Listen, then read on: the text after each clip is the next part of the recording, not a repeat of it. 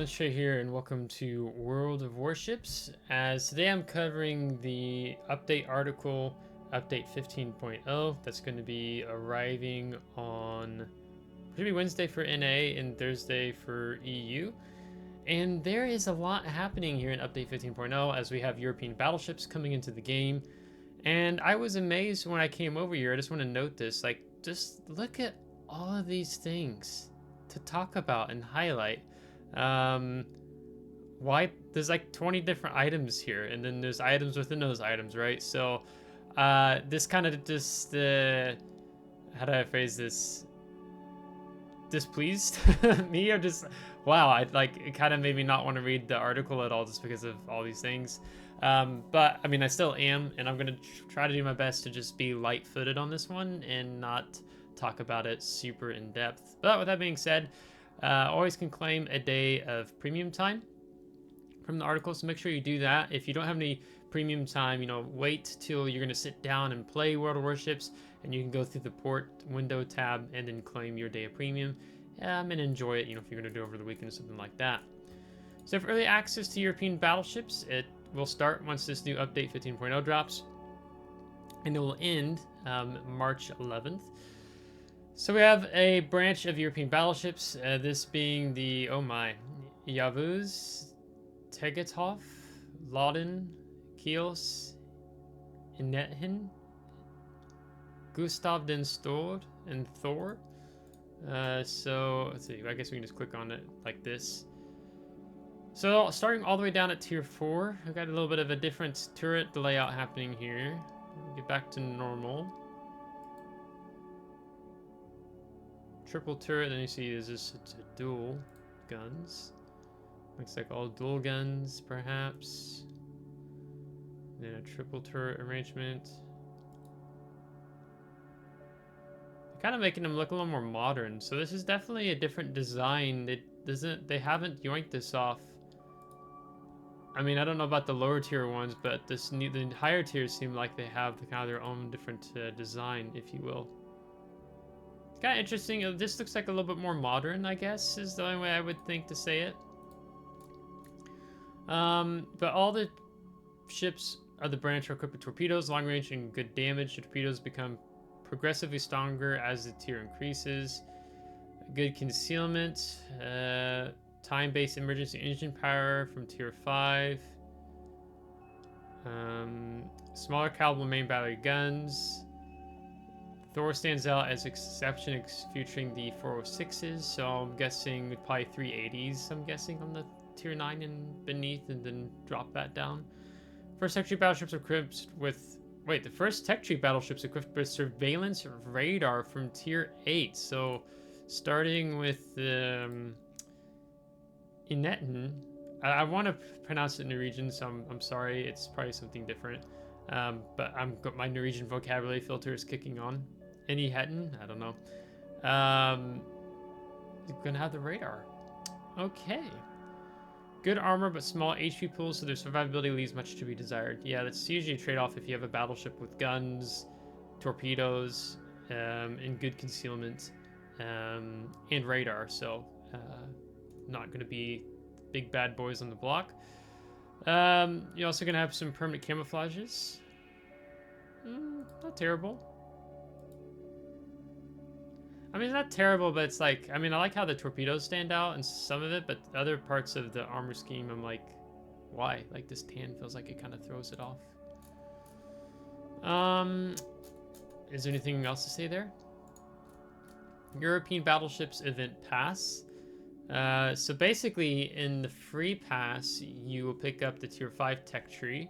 You'll get a permanent camouflage for Oland, and then there's a new collection coming into the game. So you get some containers for that. I'm going to just more briefly highlight this one. And then in the second progression line, they'll give you the tier 7, and then the Ellie, which I'm trying to remember if I actually picked that up. I think that was from the Salvage for Victory event some time ago. If you want to pick up, was the defense, I think. Up to, and then Kitakami, I think it was from that one, and then premium. Okay, so I mean, in terms of is the battle pass worth it. I mean, they're giving you some permanent camouflages as well. Usually you kind of dictate, is the battle pass worth it? You see 2,500 doubloons to basically pick up a tier 6 ship. And you're gonna get 12,000 coal, 600 steel. Yeah, I mean, it'll save you some in-game resources and not having to grind up for the tier 7, I guess, or for, you know, you just get to tier 7. So, but it doesn't take a lot of XP to go from a tier 6 to tier 7 anyhow. I think it's 50-50. I don't think I was impressed with this cruiser, if I recall correctly. Take that with a grain of salt, but yeah. Compensation, if you already have the Battleship, you'll get 1.5 million credits. If you have any of these permanent camouflages, you're going to get 455 for the Skåne, Åland, and Split.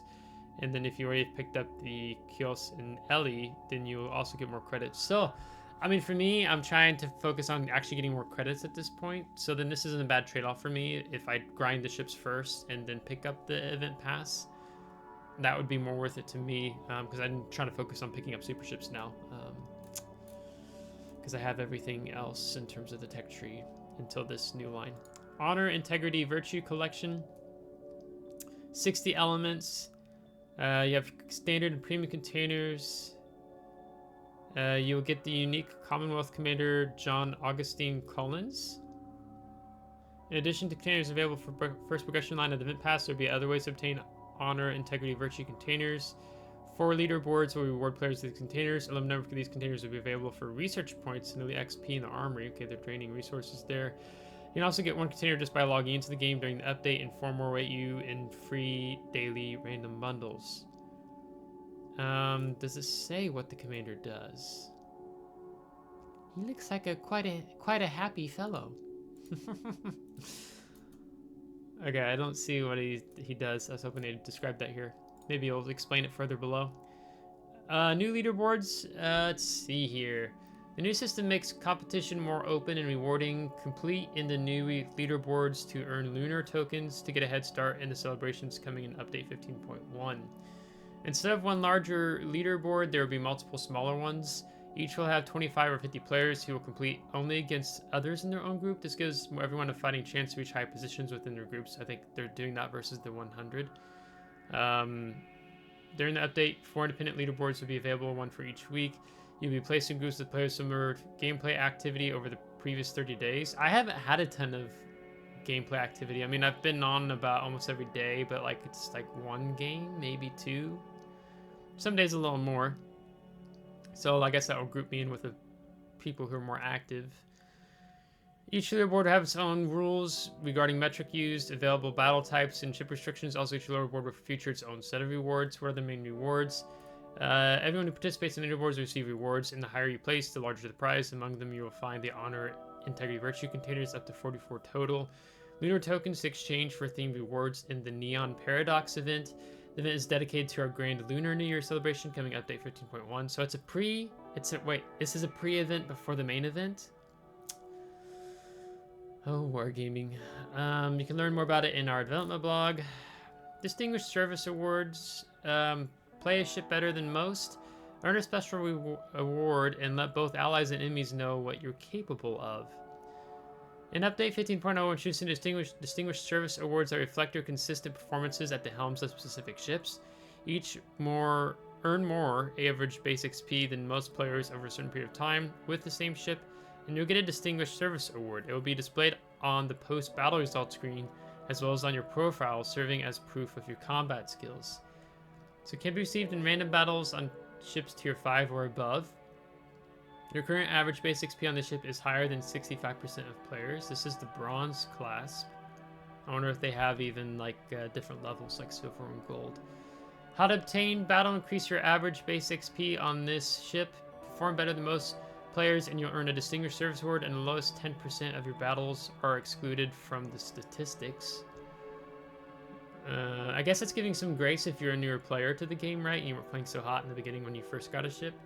To earn the highest Distinguished Service Award, your average base XP must exceed that of 95% of players on the ship. So you go from 65 to 95. So yeah, Golden Clasp, Silver Clasp, Bronze clasp. Yep. Okay, this is new. Rules: Distinguished Service Awards are available only, tier 5 and above. Before you can start competing for Distinguished Service Awards, you need to fight a certain number of qualifying battles. This will let us calculate your average base XP for the selected ship. But does it already count if you've already played a bunch of games on that one ship? There are separate Distinguished Service Awards for solo and division players, and they are displayed independently. You can have both types of Distinguished Service Awards at the same time. Both types of Distinguished Service Awards have 3 grades: bronze, silver, and gold. The highest available Distinguished Service Award for each of the ships will be displayed. Once you earn a Distinguished Service Award, you can't lose it. Players with the Violator status cannot earn Distinguished Service Awards. Okay, let me give you my brief thoughts on this. Why? That's a question I have, because they just put in the game the 3rd grade, 2nd grade, 1st grade, and expert efficiency badges. And now we're doing Distinguished Service Awards. I guess if you're trying to go, okay, I'm trying to play a different perspectives of mind. If you're trying to go for like, you know, a commanding officer on a warship, and you give him more medals, Distinguished Service Awards, recognizing his service and his performance, you know, maybe this is Wargaming saying you too, as a commander, can join in on this experience. But they didn't say that at all. So I'm going to say that's not Wargaming's angle here. I think it's another way to have players engage in playing the game, right? So there were a lot of players who probably focused on, oh, I want to get an expert efficiency badge. So they played the ship, got it. Maybe Wargaming saw an uptick in player numbers after they did that. And they said, hey, let's do that again. I mean, the expert efficiency badge, I was kind of more engaged with that, but now that they've done it again, I can be honest with you, just for me personally, I don't care. I really don't care. For me personally, I'm not going to be going out of my way. Like, I'm just going to be enjoying playing the game. I don't want to make it so competitive. Like, I enjoy competitive, but there's to a point where it's just like, you know, Distinguished Service Awards, multiple leaderboards, like, efficiency badges, how are you performing? So it's just like, it can kind of end up sapping the fun from the game a little bit, just for me personally. You guys might differ, but that's just me. That's my personal take there. Fighters update. Fighters stop scouting and become better at fighting. Airstrike defense gets sharper, faster, and far more decisive. Our work on improving aircraft-related mechanics is ongoing. Dude, this is never going to end. Wargaming cannot figure this out. It's just like, how long are we going to keep having changes to the spotting mechanics? And I do understand to do it over a certain amount of time, perhaps, versus trying to do all the changes at once. But it's just like, I mean, before I started playing in October, I think it was, of 2020. No, October 2019. Like, they just had the CV we worked in, and they haven't stopped touching CVs since the aircraft carrier we worked from the RTS days. Alright, most change. Renowned fighters are no longer spot enemy ships, but they will now be more effective against all airstrike types. I do like that. Fighters can attack several enemy airstrikes in succession, but no more than 5. Are they saying like the Dutch airstrike? Or like depth charge airstrike? Or like CV airstrikes? Fighters are engaged airstrikes much faster than before, also almost immediately once they enter the patrol area. I'm guessing they're talking about just CVs. One fighter attack won't be enough to completely eliminate an airstrike. However, it can deal significant damage, making it easier for ship base A defenses to finish off the threats. Okay, I really would like if they were more specific here on this. If they are talking about other airstrikes outside of CV airstrikes, because you're talking about Dutch airstrikes, and then like maybe you want to try to shoot down a plane that's going to drop a depth charge bomb on your teammate submarine. I just would like to have a little more details there personally. Additionally, since these changes significantly affect the gameplay of Napoli. Don't tell me they're going to get an exception.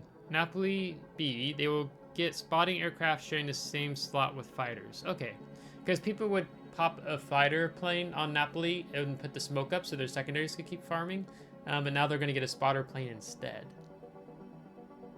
But doesn't this... Okay, you have to tell me in the comments, doesn't the spotter plane fly a larger radius than the fighter, or is it the same? Because then you might have an issue with your spotter and end up getting shot down if it gets too close to the enemy ship's AA.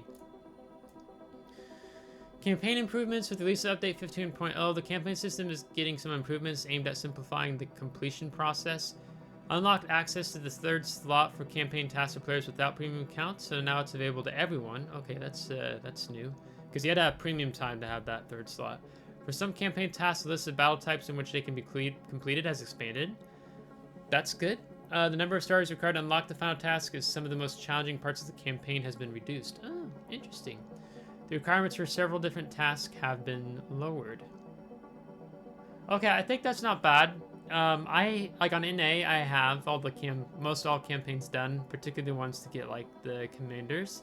But I'm still, there's some with Halsey I need to get on Hit Hard Hit Fast campaign that particularly require CVs, and I just really don't play CVs. And I'm wanting to get all of those objectives completed, and I've dragged my feet on that because it includes CVs. So if they're reducing this, great. It's also great for me on the EU because I'm grinding for Halsey on EU. I haven't got him yet on EU account. So I think this makes sense. I think that's a good thing. Oh no. Salvage for victory, the Surcouf. I'm sorry, I don't know how to pronounce the name of this submarine hybrid. Hybrid with the main battery gun.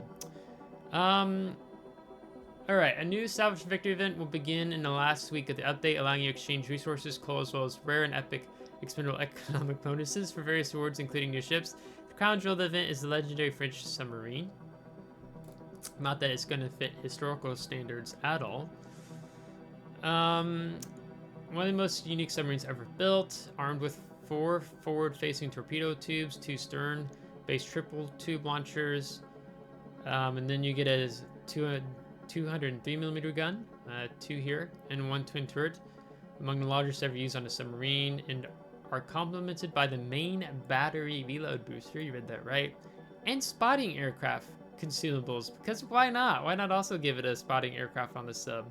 It's that right there that you're seeing on the... oh, I showed it here. Maybe it makes the full circle Roussillon kind of like catapult. She's also the first submarine in the game with access to ASW airstrikes, and on top of that, she's equipped with improved engine boosts as typical French ships. However, she lacks both sonar and acoustic torpedoes. Okay. Then she has around standard torpedoes only and no way to engage submerged enemy submarines. She also lacks a hydrophone. Her submarine surveillance has reduced parameters, and she's not very maneuverable. Okay, but I mean, submarines in the game are insanely maneuverable, so are they going to nerf it back to what it was before they buffed it even more?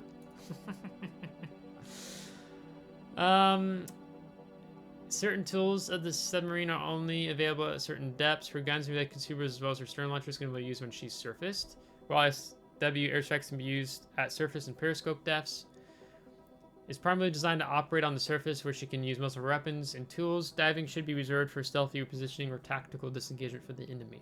So you mainly want to be on the surface, is what seems to be the catch here. Interesting. So one of the things historically about this submarine, because I think it was a Drakenfjell, and then I think I did some research on it. When the submarine would surface, it had to have a certain amount of time before the main battery guns could be used, because the water had to drain from the barrels, and I feel like there was something else they had to do before the guns could actually be used. So I actually don't remember. Maybe I'll put it in a note here. I don't remember if it was X amount, like 30 seconds, or if it was like a couple minutes or something like that. So I imagine you can just surface, if you come up, you can just surface immediately and use your main battery guns. I doubt that there's some type of time delay. think this submarine saw much action. So during the Salvage Victory event, you can get a Tier 8 Italian battleship. You can get the Narai, Pan-Asian cruiser. And you can get the Tier 9 Soviet battleship, the Zoya.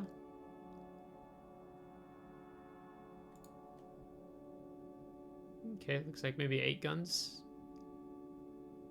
6, 8 guns. It says it's strong in the secondary category. Kind of looks like the Edinburgh. That has a massive nose, unless it must be it's probably the optical illusion of how these pictures do. That is a massive nose. It's probably not actually that big, but it just really throws you off. Alright, Teenage Mutant Ninja Turtles is coming back again.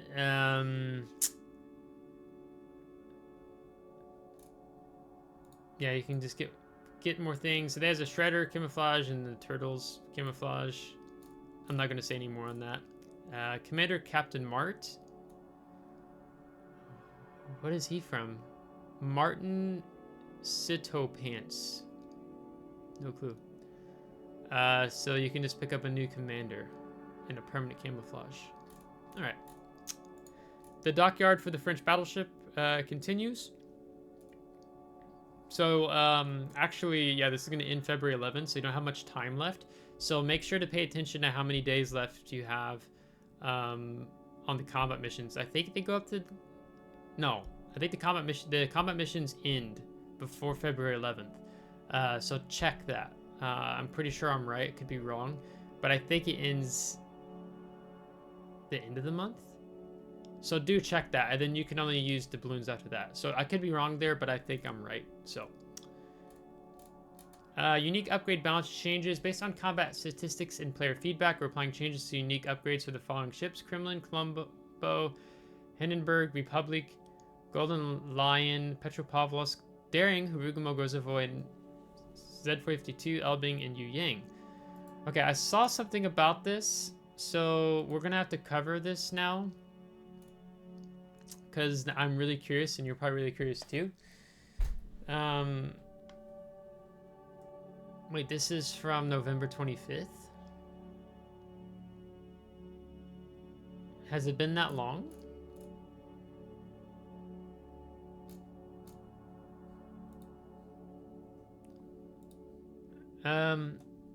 Okay. So basically, the automated main battery loading mechanism on Kremlin added a new effect +1 charge to all consumables.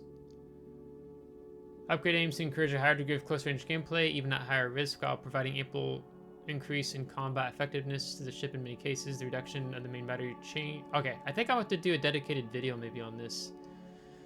So let me just cover this in brief, because I really don't want to make this a 30-minute video. I'm going to try to cap it here shortly. Colombo added a new effect, -2 charges of the exhaust smoke generator consumable. Due to demonstrating excessive effectiveness. Being left with only a single charge of the exhaust smoke generator, players have to consider their options carefully, especially when engaging at closer ranges. Was it -1 before, or did it just completely wipe it? I thought you had 3, because I've had this unique upgrade. Bummer.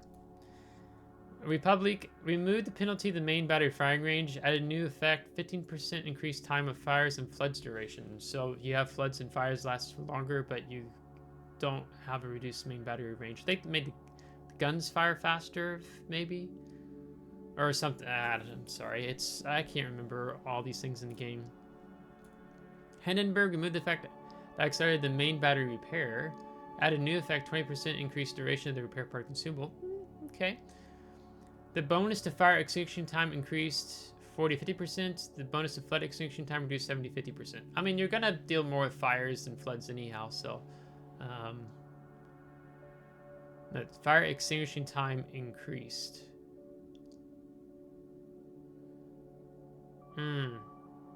Okay. Yeah, it's kind of weird how to read that. Is that replace the main battery repair bonus with that a new one that would more directly impact ship's ability to take damage and survive. Yeah, okay. The Golden Line, I think I saw some sad faces over this. Removed the effect that accelerated airstrike reload. Added a new effect, 8% increase in airstrike range. Added a new effect, 10% increase in airstrike bomb damage. Didn't they like remove you couldn't get 3 airstrikes or something? The upgrade was designed to shift the ship's focus from its main guns and hull to its airstrike armament. The current combination bonus has proven to be too effective, leading to some unpleasant interactions with the ship, which I think was like you'd have someone just drop all 3 airstrikes on you. Therefore, the upgrade has changed to no longer affect the reload of airstrikes, instead expand their capabilities on more diverse targeting with greater effect. This results in a more varied overall gameplay experience. Okay. Petropavlovsk removed penalty for the number of ship consumable charges. Ooh, I think I like that because you had to give up like a heal, radar, hydro. Added a new effect, 25% reduced the duration of all ship consumables. The bonus AP shell damage reduced from 10 to 7.5%.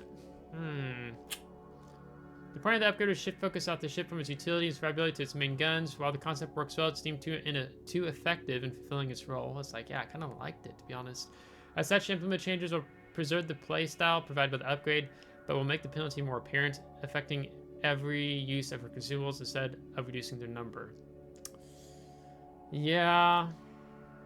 I mean, Petropavlovsk was already really strong to begin with. Okay, we gotta wrap this. Daring, consumables renamed to enhance torpedo loading mechanism. Bonus consumables increase 5 to 10%. Remove the bonus to torpedo damage. Added a new effect, 10% increase in the main battery reload time. Added a new effect, 15% increase to torpedo speed. Okay, so longer reload time. Hrugumo added a new effect, 6% reduction of the main battery reload time. Ew.